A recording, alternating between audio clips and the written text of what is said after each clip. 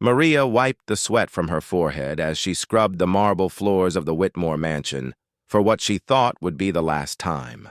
Her worn-out uniform hung loosely on her thin frame, and her calloused hands moved mechanically across the pristine surface. She had been working as a housemaid for the wealthy family for 3 years, sending every penny back to her sick mother in the small village where she grew up. The morning had started like any other, but everything changed when Mrs. Whitmore's expensive vase mysteriously shattered in the drawing room.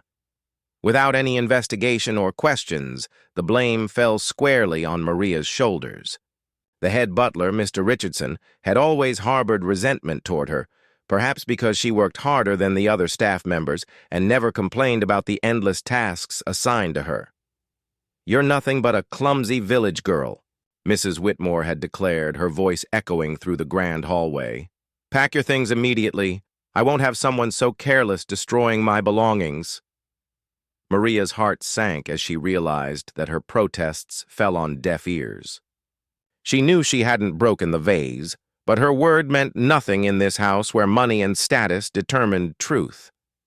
As she gathered her few possessions into a small cloth bag, Maria's mind raced with worry. Where would she go? How would she survive? Most importantly, how would she continue sending money to her mother, who depended on expensive medication to manage her heart condition? The other staff members avoided eye contact as she walked through the servant quarters, some out of fear for their own jobs, others simply indifferent to her plight. Standing at the mansion's service entrance, Maria looked back at the imposing structure that had been her home and workplace. The autumn rain had started to fall, and she pulled her thin shawl tighter around her shoulders. She had no savings, no references, and nowhere to turn. The city stretched before her like a maze of uncertainty, its tall buildings and busy streets, suddenly feeling more threatening than promising. With determination born of desperation, Maria began walking toward the main road.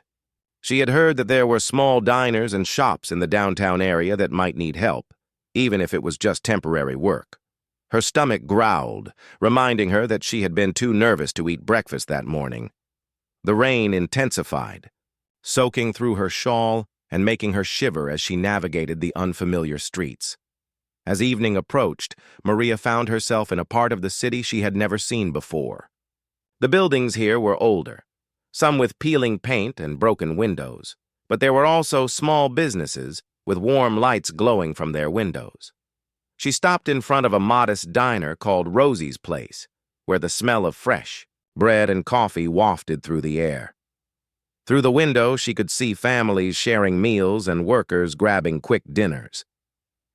Gathering her courage, Maria pushed open the door and approached the counter where a middle-aged woman with kind eyes was wiping down the surface.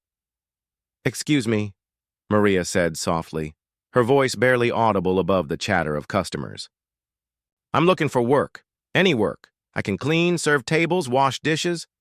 I'm a hard worker and I learn quickly." The woman, who introduced herself as Rosie, studied Maria's face and seemed to recognize the desperation and honesty there. "You look soaked to the bone, honey," Rosie said, her voice carrying a warmth that Maria hadn't heard in months. "Why don't you sit down and have some hot soup while I think about this? We've been pretty busy lately, and my regular evening girl just quit last week." Maria's eyes filled with tears of gratitude as Rosie placed a steaming bowl of vegetable soup in front of her, along with fresh bread that tasted better than any meal she had eaten at the mansion. As Maria ate, she told Rosie about her situation, carefully omitting the specific details about the Whitmore family, but explaining her need to find steady work. Rosie listened intently, nodding occasionally and refilling Maria's coffee cup without being asked. By the time Maria finished her meal, Rosie had made her decision. "You can start tomorrow evening," she said. "It's not much pay, but you'll get tips, and you can have a meal before each shift. There's a small room upstairs that you can rent cheaply if you need a place to stay." 3 weeks into her new life at Rosie's Diner, Maria had established a routine that gave her a sense of stability she hadn't felt since leaving the Whitmore mansion. She worked the evening shift from 4 to midnight, serving coffee and comfort food to a diverse mix of customers. During the day, she had taken on additional cleaning jobs at nearby shops to save every possible penny for her mother's medication. The small room above the diner had become her sanctuary. Though it was tiny and simply furnished with just a bed, a small table, and a narrow window overlooking the street, Maria had made it feel like home with a few wildflowers she picked from the park and a photograph of her mother that she kept on the windowsill. She had even managed to send some money home, though not as much as she had hoped. On a particularly busy Friday evening, the diner was filled with its usual crowd of construction workers, office employees grabbing dinner after long days, and elderly locals who had been coming to Rosie's for decades. Maria moved efficiently between tables, her natural grace and genuine smile earning her regular customers who specifically requested to be seated in her section. She had learned their names, their usual orders, and even details about their families. As she was refilling coffee cups at the corner booth, the diner's door opened with its familiar chime. Maria glanced up briefly and saw a young man enter, shaking raindrops from his expensive-looking coat. He was tall with dark hair and seemed somewhat out of place in the modest diner, dressed in clothes that probably cost more than Maria earned in several months. She noticed he appeared tired and perhaps troubled, his shoulders carrying an invisible weight. The young man chose a table near the window and sat alone, staring out at the rain-soaked street. Maria approached with her notepad and her usual warm smile. "Good evening," she said. "Can I start you with some coffee while you look at the menu?"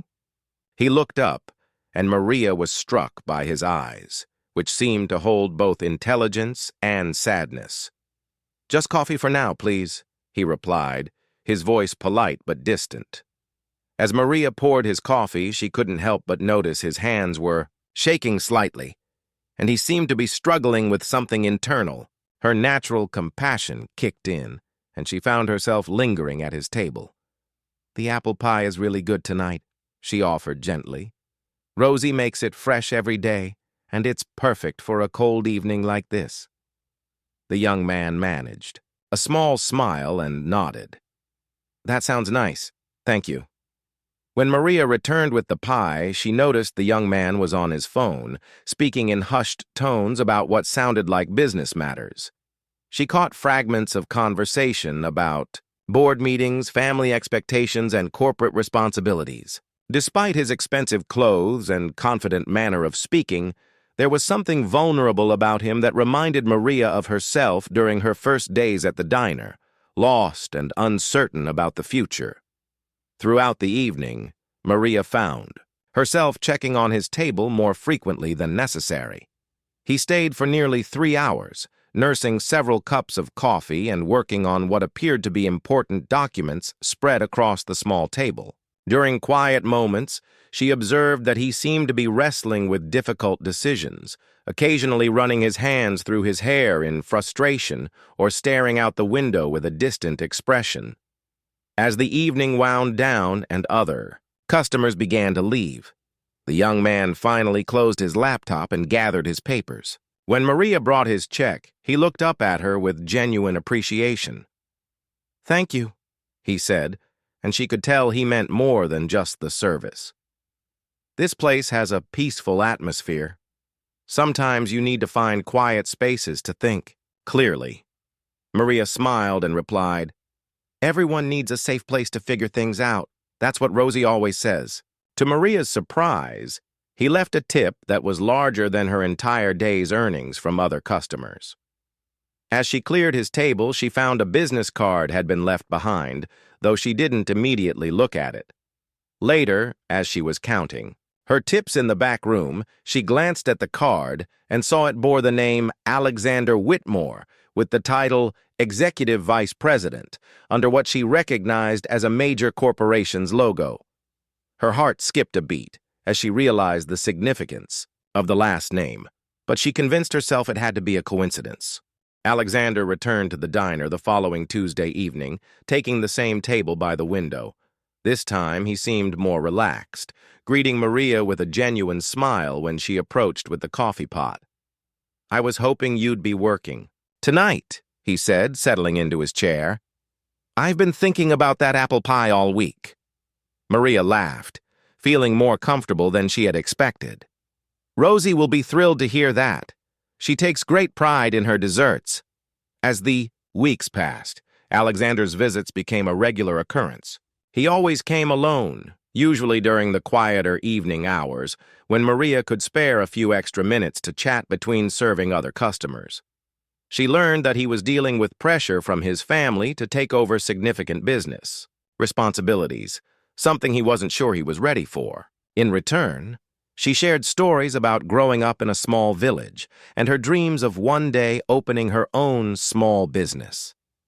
What struck Maria most about Alexander was how different he seemed from other wealthy people she had encountered. He listened genuinely when she spoke, asked thoughtful questions about her life, and treated her with a respect that had nothing to do with social status or money. He never made her feel inferior or acted condescending, something she had grown accustomed to during her time working for affluent families. One evening, Maria noticed Alexander seemed particularly stressed. His usual composed demeanor had cracked, and he sat staring at his phone with obvious frustration. When she brought his coffee, he looked up with tired eyes. "Family business troubles," he explained without her asking. "Sometimes I feel like I'm drowning in expectations that were set for me before I was even born." Maria sat down across from him during a brief lull in customers, something she had never done before. "I know something about expectations," she said softly. "Not the same kind as yours, but the weight of people depending on you, needing you to succeed when you're not sure you can. My mother has been sick for years, and every decision I make has to consider whether I can still help her. Sometimes the responsibility feels overwhelming." Alexander looked at her with new understanding, realizing they shared more common ground than their different circumstances might suggest. Their conversation was interrupted when Rosie called Maria back to work, but something had shifted between them.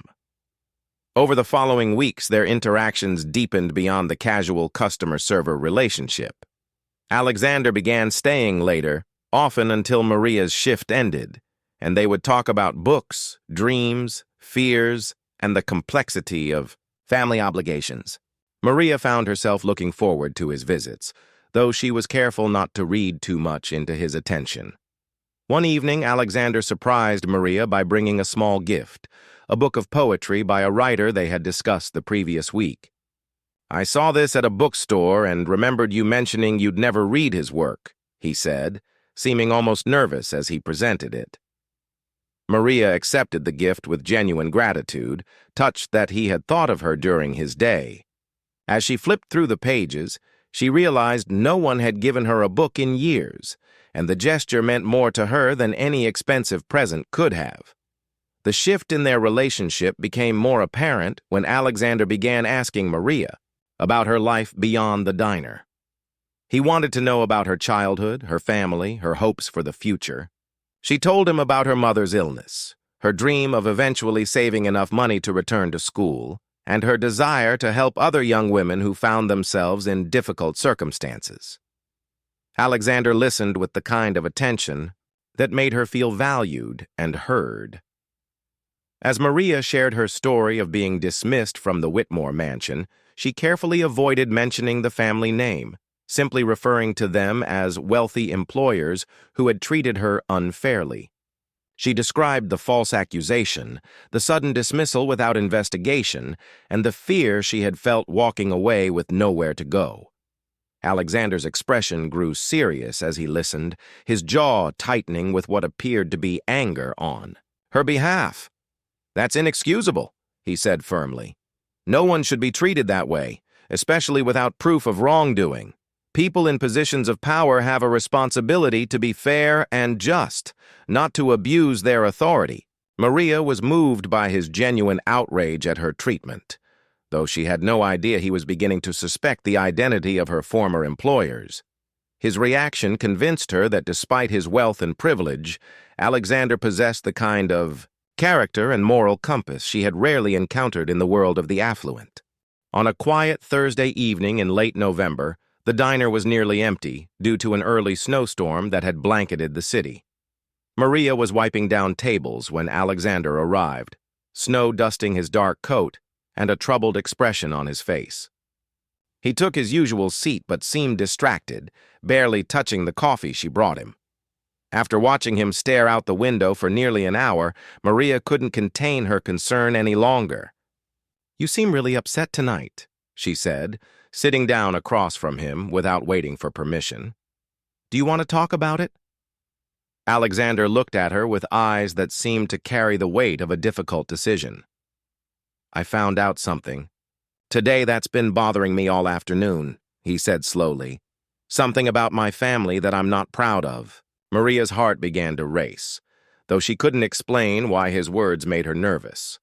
Alexander took a deep breath before continuing. "I've been investigating some complaints about how our household staff are treated. There was an incident a few months ago where a young woman was dismissed without proper investigation, falsely accused of breaking something valuable.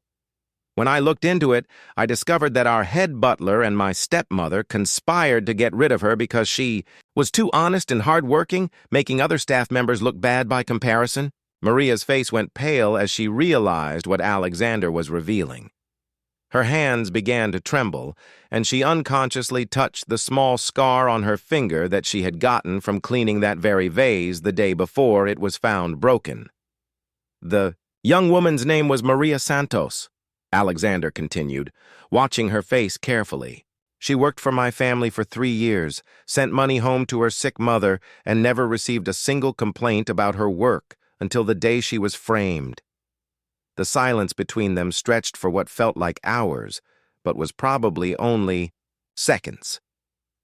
Maria's mind raced as she processed the impossible coincidence that the kind, thoughtful man she had grown to care for was the son of the people who had destroyed her sense of security and nearly left her homeless. "You're Alexander Whitmore," she whispered, her voice barely audible. "Mrs. Whitmore is your stepmother." Alexander nodded solemnly. "I've suspected for weeks that you might be the Maria from the reports I've been reading. The timeline matched, and some of the details you shared about your previous employment situation sounded familiar. When you mentioned being falsely accused of breaking something valuable, I knew for certain." Maria stood up abruptly, her chair scraping against the floor, feeling betrayed and confused despite knowing that Alexander had done nothing wrong. "Why didn't you tell me?" she asked, her emotions swinging between anger and hurt. "Did you come here to check up on me? To make sure I wasn't causing trouble for your family?" Alexander stood as well, his expression pained. "No, Maria. It wasn't like that at all. I had no idea who you were when I first came here. I was just a guy dealing with family pressure who needed a quiet place to think. I kept coming back because I enjoyed talking with you, because you treated me like a person instead of a title or a bank account." Maria walked to the window, looking out at the snow that was falling heavier now, creating a white blanket over the familiar street. "I can't believe this is happening," she said, more to herself than to Alexander. "Of all the people in this city, of all the places you could have chosen to eat, you had to walk into my life." She turned back to face him, tears threatening to spill from her eyes. "Do you have any idea what it was like? Walking away from that house with nothing, not knowing where I would sleep that night or how I would survive?" Alexander's face showed genuine anguish as he stepped closer to her. "I can't undo what happened to you, and I can't change the fact that my family was responsible for putting you through that nightmare. But I can tell you that what I've discovered has made me ashamed of people who share my last name. You deserved so much better than the treatment you received, and I'm going to make sure something like this never happens again." Maria studied his face, searching for any sign of insincerity or hidden agenda. What she saw instead was a man who seemed as shaken by this revelation as she was, someone who was struggling with the knowledge that people he was supposed to respect had behaved so terribly. What happens now? She asked quietly. Do you disappear from my life? Do you report back to your family that you found the troublesome former maid working at a downtown diner? What happens now is up to you, Alexander replied. I hope you'll give me a chance to prove that I'm nothing like the people who hurt you. I hope you'll let me try to make things right, not because I'm obligated to, but because I care about you, and because you deserve justice. These past few weeks of knowing you have been the best part of my days, and I don't want that to end just because of a name I never chose to carry. The following week passed in a blur of confusion and careful distance as Maria tried to process the revelation about Alexander's identity. He respected her need for space, but left small gestures that showed he hadn't given up hope. Fresh flowers appeared at her table each morning with notes of encouragement. A bag of groceries was mysteriously delivered to Rosie with instructions to give them to Maria. Most meaningfully, an envelope arrived containing enough money to cover her mother's medication for 3 months, with a simple note saying, "No strings," attached. Just doing what should have been done months ago. Maria found herself torn between gratitude and suspicion. Part of her wanted to trust that Alexander's feelings and actions were genuine, while another part wondered if this was some elaborate form of damage control for his family's reputation. Rosie, who had witnessed the entire relationship develop, offered her perspective during a quiet moment in the kitchen. Honey, I've been watching people for 60 years, and I can tell you that boys' feelings for you are as real as the sunrise. Rich or poor, good hearts recognize each other.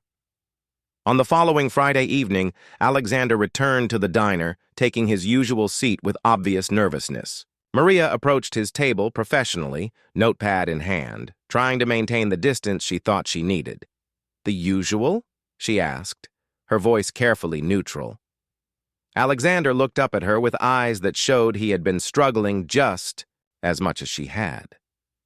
Actually, I was hoping we could talk, really talk. I have some things I need to tell you, and I think you deserve to hear them. Maria glanced around the nearly empty diner and made a decision. She poured 2 cups of coffee and sat down across from him, though she kept her posture guarded. I've spent the week trying to figure out whether anything between us was real, she said directly. Whether you came here because you genuinely enjoyed my company or because you felt guilty about what your family did to me. Alexander leaned forward, his expression intense and sincere. Everything between us has been real from the very first night, he said firmly. I didn't know who you were, but I knew you were someone special. You treated a stranger with kindness when he clearly needed it. You listened to my problems without judgment and shared your own struggles with honesty and grace. I fell for your character, your strength, your beautiful spirit, long before I knew anything about your connection to my family. Alexander reached into his jacket and pulled out a folder of papers. I've been investigating what happened to you, and I've gathered evidence that proves you were set up. The head butler, Richardson, admitted to breaking the vase himself after I confronted him with inconsistencies in his story. My stepmother knew about it and chose to blame you because she never liked having staff who made her feel guilty about her own laziness and entitlement. Maria's hands shook as she looked through the documents, seeing formal confessions and witness statements that vindicated her completely. I've also been making some changes in my life, Alexander continued. I've decided to step back from the family business and start my own company, one that operates according to my values rather than inherited prejudices and power games. I want to build something that helps people instead of taking advantage of them. Maria looked up from the papers, seeing determination in his face that reminded her of her own resolve to create a better life despite the obstacles. Why are you showing me this? She asked, though her heart was beginning to hope again despite her efforts to protect it. Because you deserve to have your name cleared, and because I'm hoping you might be willing to take a chance on us, Alexander replied. Not because of guilt or obligation, but because what we've built together is worth fighting for. You've changed the way I see the world, Maria. You've made me want to be a better person. Maria sat quietly for several minutes, absorbing everything Alexander had told her. The evidence of her innocence felt liberating, but more importantly, she could see in his eyes the same genuine care and respect that had drawn her to him from the beginning. "If we do this," she said slowly, "if we try to build something together, it has to be as equals. I won't be anyone's charity case or guilty conscience project." Alexander smiled for the first time in a week, reaching across the table to take her hands in his. "I wouldn't want it any other way. You're the strongest, most inspiring person I've ever met. If anything, I'm the one who needs to prove I'm worthy of your trust and affection." Maria felt the walls she had built around her heart beginning to crumble as she recognized the truth in his words and the sincerity in his eyes. "There's something else," Alexander said, his voice growing more serious. "I want to help you achieve your dreams, not by giving you handouts, but by creating opportunities for you to show the world what you're capable of. I've been researching business loan programs and educational grants. I want to help you get the training and resources you need to start your own business if that's still what you want." 6 months later, Maria stood in the doorway of her own small community center, watching as young women from backgrounds similar to her own attended job training workshops and life skills classes.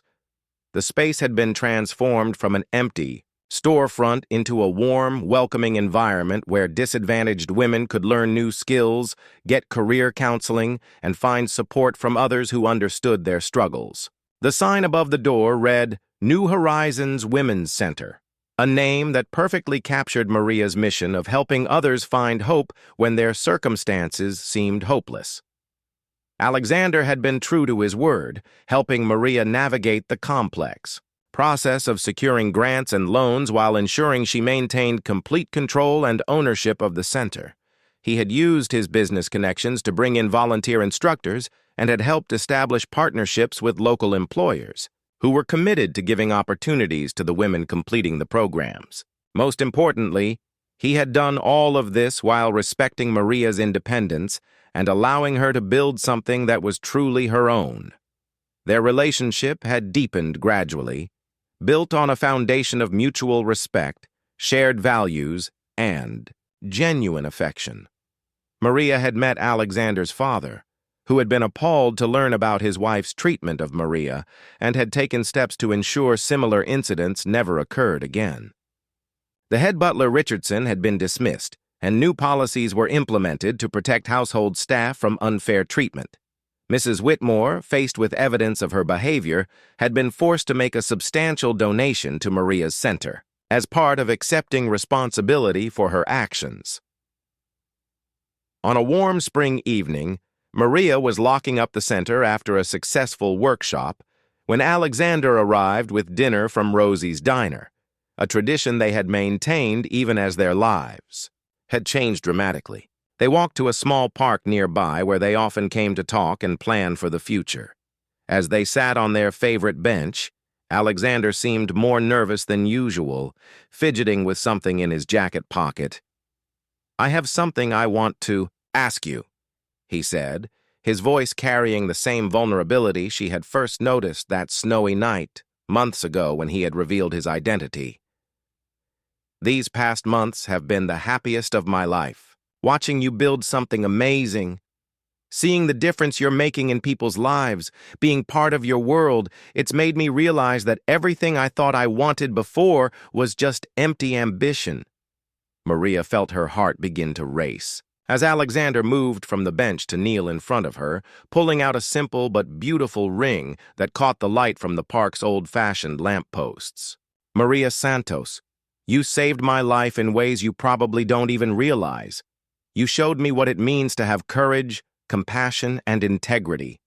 You taught me that real wealth comes from making a positive difference in the world, not from inheriting money or status." Tears filled Maria's eyes as she listened to Alexander's heartfelt words. "I know our beginning was complicated, and I know there will always be people who question whether we belong together because of where we came from.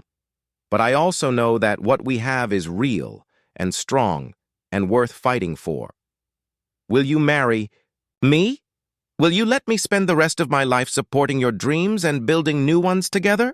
Maria looked into Alexander's eyes and saw not the privileged son of wealth, but the man who had sat in a small diner night after night, listening to her dreams and sharing his own fears. She saw someone who had used his advantages to lift others up rather than to maintain distance from their struggles. Yes, she whispered, then louder. Yes, of course, yes. As Alexander slipped the ring onto her finger, Maria felt overwhelmed by the journey that had brought them to this moment. As they held each other in the gathering twilight, Maria reflected on how dramatically her life had changed since that terrible day when she had been cast out of the Whitmore mansion with nothing but a small bag of belongings and an uncertain future. She had discovered reserves of strength she didn't know she possessed, had found work that gave her purpose beyond just survival, and had built a relationship based on equality and mutual respect rather than dependency or obligation. The woman, who had once scrubbed floors and sent every penny home to her sick mother, had become a business owner, a community leader, and an advocate for others who faced the same challenges she had overcome. Her mother's health had stabilized thanks to consistent access to medication, and she had been able to visit the city to see both the center Maria had created and to meet the man who had become such an important part of her daughter's life. Standing together in the park, where they had shared so many conversations about their hopes and dreams, Maria and Alexander represented more than just a love story between two people from different backgrounds. They embodied the possibility of transformation, the power of second chances, and the beautiful truth that sometimes the most unexpected encounters can lead to the most meaningful connections. Their story was just beginning, but it was already a testament to the idea that with courage, kindness, and determination, anyone can write a new chapter in their life, no matter how difficult their circumstances might seem.